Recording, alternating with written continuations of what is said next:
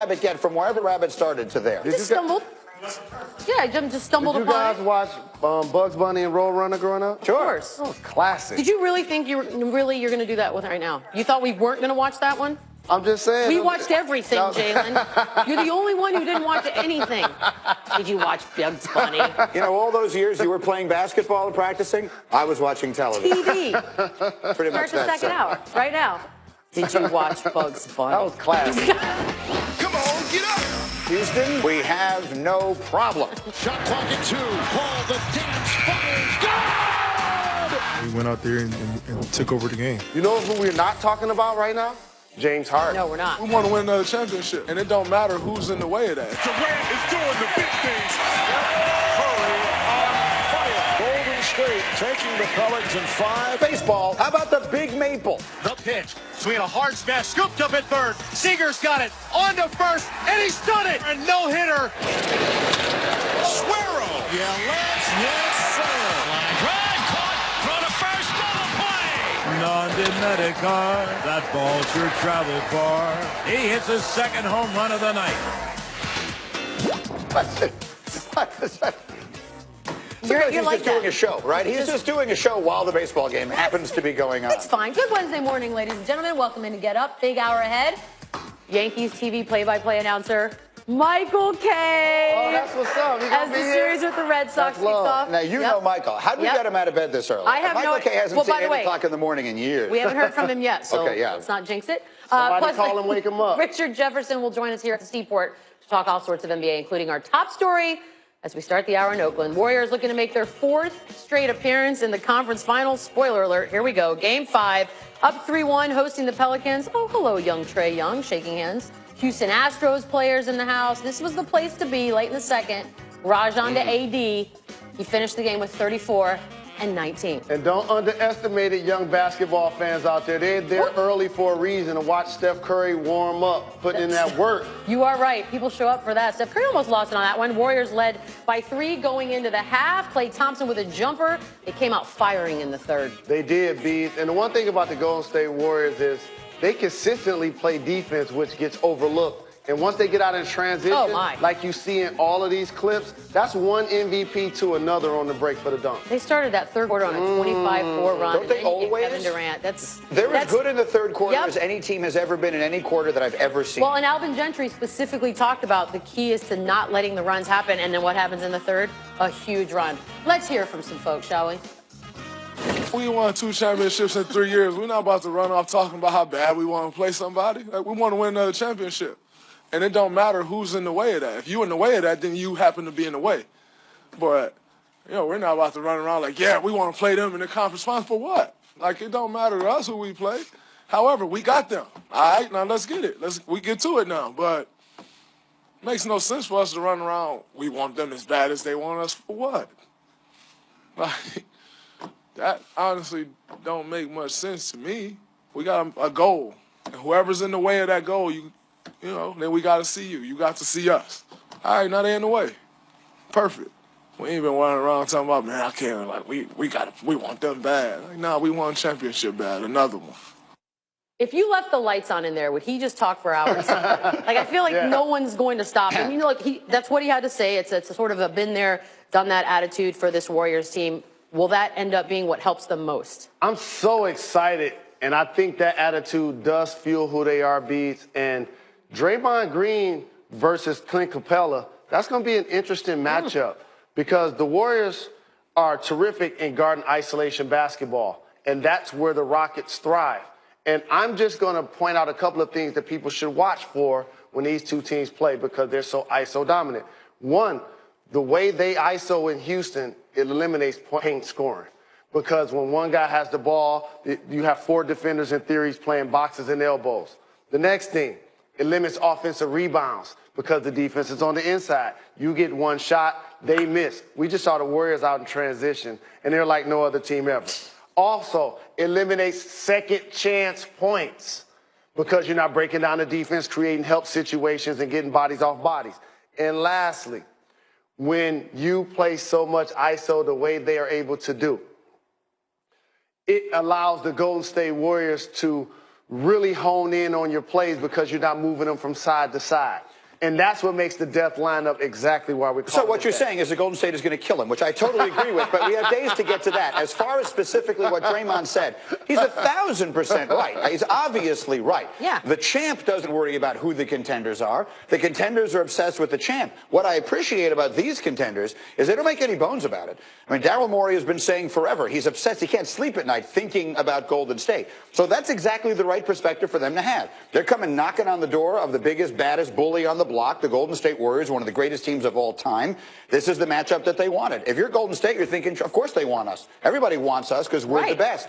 And so, look, it sets up as good a series as we could possibly have, and I hope it winds up living up. I feel like I think you're selling it short. You are, I think it's going to be a good series. Listen, I hope that you're right and I'm wrong. I really do. I do too, actually. I would love the Rockets to set the tone by winning Game 1. I think if Houston wins Game 1 at home, that would set a tone that they're here to play. How soon do we forget this time last year, the Golden State Warriors were down 20 points at home. We were in the building to the San Antonio Spurs before Zaza Pachulia took over. I understand. Pete will cover yours for a second. They weren't going to win that series anyway, though. They were going to win Game 1. They were not going to win that series. But we don't know that, Greeny, and that's we what don't makes know it anything, but I'm telling you right now, they weren't winning. They were up 20. But it also would have created the theater you're looking for this year, is my point. Perhaps. We got a big number. Let's give the people that big number. Warriors had more uncontested field goal attempts in Game 5 than any other team in the postseason in a game. Golden State went 11 for 14 on uncontested looks in the third alone and made 18 of their 26 uncontested makes with that death lineup. Yes, indeed. A death lineup. That's so much more intimidating. The time to get up and go because a lot more happened and more from that Warriors game. It wouldn't be a Warriors game without more Draymond Green, and there he is eavesdropping on a little Alvin Gentry, Rajon Rondo goodness.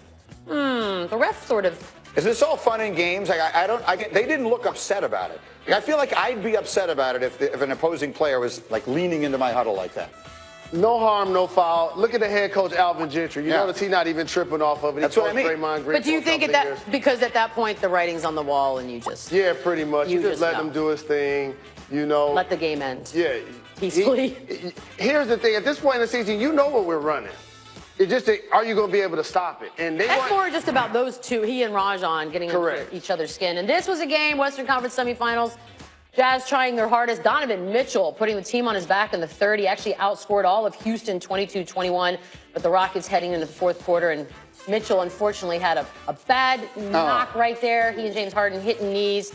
He left the game, eventually came back to sit on the bench, but not into the game. He had 22 of 24 points in the third, which tied his own franchise record for the most in a playoff quarter. And I know we just talked about this with Chiney over there. Here's why, to me, if there was going to be an MVP, if there was going to be a Rookie of the Year for the playoffs, it's Donovan Mitchell. Because he's the #1 option. He takes over the basketball game like no rookie has done this year. He kept that game going. In the fourth, Chris Paul made it the Chris Paul show. 20 points in the fourth quarter, a career playoff high of 41. He had 8 3-pointers, which tied a career high in any game, whether it be regular season or postseason. 10 assists, 7 rebounds. The big thing here, 0 turnovers. They've been keeping track of turnovers for exactly 40 years. In that time, no one has ever had 40 and 10 with 0 turnovers, ever. Literally, it's the first player ever to do it last night. 40 If you were years. trying to go to bed early, which we always do around these parts, it was impossible because once Donovan Mitchell woke up, Chris Paul seemingly woke up, it became sort of a show between these two guys. There was no sleeping on this. This was a must-watch. It was fun to watch. Utah is a perfect example of a team that didn't win the championship but had a great year. Great year. And if you're not into basketball but you just like halftime shows, well, this is death-defying on roller skates. This is fantastic. I cannot tell you enough if you're in Vegas, nothing against Cirque du Soleil or any of the other shows, but you got to see Absinthe. That's where they do this, and it's a miracle. And they do many things. What happens now is a miracle. Go. Yeah. Look at this. This is impossible. That's a miracle. Like, that can't happen. What we're watching right there cannot possibly be two human beings. Well, no one I know, but it's definitely a skill set of which I have none, and that's fine. We got baseball, the Big Maple, one of the better nicknames. Canadian James Paxton living up to his name through a no-hitter for the Mariners against Toronto, making him the first Canadian-born pitcher to throw a no-hitter in Canada. Proud moment for Canadians everywhere. He struck out 7, got a great play from Seager in the 7th, preserving that no-no. Third no-hitter in the majors this season. All 3 have been recorded in different countries. I thought that was a really interesting stat this morning. We're talking about the international nature of Major League Baseball now. One was in Mexico, one was in Canada, one was in the United States. And oh, by the way, we're going to start seeing a lot of no-hitters as this season goes on. You know Italian, you know Spanish, I know the Canadian national anthem. Okay, so we all have something. Well, no, that's just fun for everybody. There's amazing. I mean, they nailed it. There's only so much you could do, and that was the perfect headline. It's a good headline. Well done. It's a good headline. I'm not knocking it. Why'd you think I was? I wasn't. Giancarlo came up big for the Yankees last night. Also chewing gum. Must be Mashed warm two solo outside, B. home runs. It's very warm. You Yankees do the defeated call. the Red You Sox. keep it alive. Oh, non si può stopparlo. But it's not even know if it's accurate. But Neither do I, and he isn't Italian, but I like he's it anyway. not. Giancarlo is a very Italian name, but he's not Italian. But I loved the call, and he stopped doing it. And I'm kind of bummed out about it. 0 innings. Oh, I'm sorry. I'm moving. By the way, the Yankees have won 16 out of 17, including taking this game 1 against the Red Sox. Are you telling me the concern that everyone had was premature? About the Yankees? About yes. specifically Giancarlo. They were 7.5 games behind the Red Sox and have made all of that up in like 3.5 weeks. The teams are now tied. So that is why sports are great. And you can shouldn't keep freak the out. call alive. Yeah, I don't know. Orioles starter Dylan Bundy Look away. had one of the worst nights in the history of nights. You don't want to see what happened to this guy. Southwest thing in the back is perfect. So if you're wondering what's happening right now, became the first pitcher in modern baseball. He gave up 4 home runs without recording an out. Dylan. Dylan. You watch the Chappelle Show, Greenie? I've seen it, but yes. Anything we can do to take the focus away Guy from... just gave up 4 home runs without recording an out. So that's because I feel like poor guy's going to live with that all day. Dodgers, Diamondbacks playing some extra baseball. Kiki Hernandez extending the game. Game-tying home run in the 9th. Diamondbacks would get the win with a 3-1 home run, top of the 12th. Dodgers have lost 3 straight, fall 9.5 games back of the Diamondbacks in the NL West. So we were a little worried about the Yankees when they were 500. Yep. They've made it all the way back up. Are we giving up on the Dodgers? No. Is the question around the sport right now. Dodgers, yes. That's the team to be worried about. Like, it's not that long. I mean, it goes on forever. Something It could be happen. real long in LA if this doesn't turn around in a big hurry. Yeah, I imagine radio is all Dodgers all the time at this point. It is. Oops, sorry guys. To golf we go. Something's up here. Pay attention. Tiger Woods, Phil Mickelson met with the media yesterday ahead of their pairing at the Players' Championship. Tiger was asked about LeBron James and the mindset of being great for a sustained period of time. Take a listen. In our sport, there's been a few guys who've had runs where they've lasted for well over a decade, into 2, and that's what separates greatness. And what LeBron has done for 15 seasons now, it's just remarkable because it's that type of longevity, and to be able to be up for that long a period of time, and to be able to adjust as well, because we all know as we age that we're not going to be as athletic as we used to be, and so you have to do it different ways, and to be fluid and adjust and still be that talented and that good, and hats off to not just LeBron but a lot of the players, the people I just named.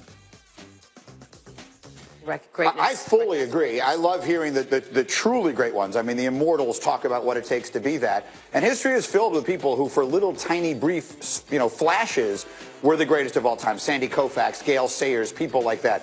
But the ones that you remember forever, the immortals, are the ones who do it over a prolonged period of time. We're seeing LeBron do it. We're seeing Tom Brady do it. And Tiger Woods 100% fits in that category. The hardest thing it is to do in sports and entertainment is to maintain success with longevity. That's why people that you've seen do it for a long time, they continue to have like multiple nicknames. Look at like Jay-Z, 50 Cent, or Puffy.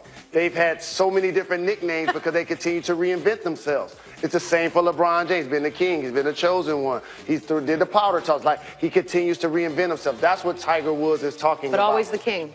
Never change that. Absolutely. By the way, it's also there's a bit of luck there. There's a bit of luck as far as what your body is able to withstand. And in Tiger's case, unfortunately, not as healthy. I mean, LeBron seemingly, and knock on wood, just doesn't get hurt. Like, he just keeps going, and that's, I think, and he's playing better than ever at the age of 33. Time for my favorite athlete of all time, right this second. Day after Victor Oladipo dropped 32 points against the Cavs, 10-year-old Cameron of Danville, Indiana, was diagnosed with leukemia. And when Oladipo found out, on the same day, he logged a triple-double to send the Cavs series to a Game 7. Oladipo wrote Cameron a heartfelt letter. Cameron's dad tweeted out the letter and thanked Victor for the special gesture. I mean, It's just some things nothing I don't can add to require this. commentary. It's just obvious that he's just a good person, and the sports world is filled with so many good people. And unfortunately, it is the dictionary definition of a few bad apples spoiling the bunch. People have this image of star athletes as though they are bad guys because there were a few of them who are, and they get all of the attention, when in reality there are far more Victor Oladipos around the world of sports than people recognize, and that's why we try and bring those to you every hour. I think this was John Wooden. He says sports don't build character, they reveal it. And what ends up happening is your celebrity now puts you on a platform where you can influence others. It's for Victor Oladipo to take that time and that energy for someone else. Because here's what I learned. The hardest thing to get people to do is dedicate themselves to something that they're not getting paid for, and they have to dedicate some time to. Now, when those two things happen and you're going over and above for someone else, I really appreciate that. And I've been in contact with Victor Oladipo. He promised to come on the show. He does a mean Kenny Smith impersonation, which I caught the other night. Coming up, the one, the only, Richard Jefferson joins us live in studio. Won a title with LeBron, so we got to ask him about this year's edition of the Cavs. And speaking of his famous teammates, Jalen, I got a question for you. Okay. True or false?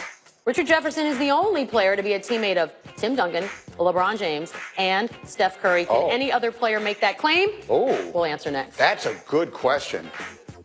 Jalen's got his thinking Duncan, cap on. LeBron, and Curry. Why y'all? You might as well throw Jason Kidd on there. Very good. This spring, give your garden and your confidence a boost. Get more nutrition.